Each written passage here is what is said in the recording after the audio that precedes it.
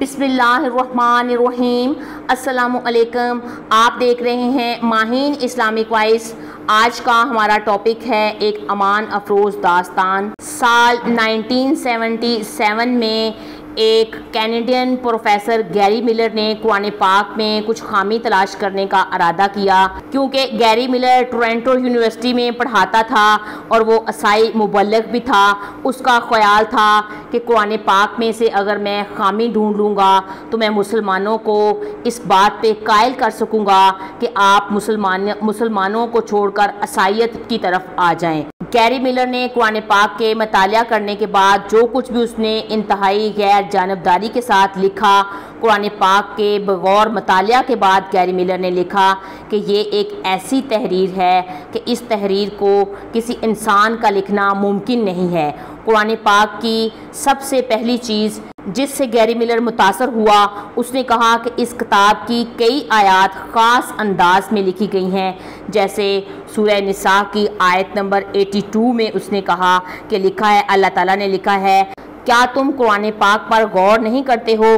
अगर ये कुरान पाक अल्लाह के सिवा किसी और का कलाम होता तो बेशक वो इसमें कई गलतियां तुम पाते। फिर इसके बाद सूरह बकरा की आयत नंबर 23 में भी है, जिसका तर्जमा है, अगर तुम इस किताब पर शक करते हो जो हमने अपने पैगंबर पर उतारी है तो इस जैसी एक सूरत ही बना कर लाओ।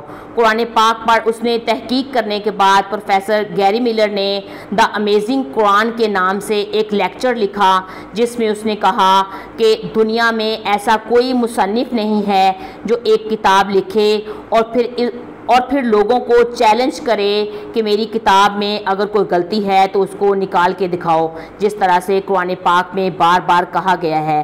गैरी मिलर मज़ीद लिखता है कि ये बहुत हैरानकुन बात है कि कुरान पाक में जो आयात मुसलमानों की किसी शिकस्त या सदमे के मौके पर नाजिल हुई, इसमें फ़तह की खुशखबरी उनको सुनाई गई है, जबकि जो आयात किसी फ़तह के मौका पर नाज़िल हुई तो इसमें मुसलमानों को गुरूर और तकब्बर से बचने की तनबीह की गई है और मुसलमानों से मज़ीद जद्दोजहद और कुर्बानी तलब की गई है।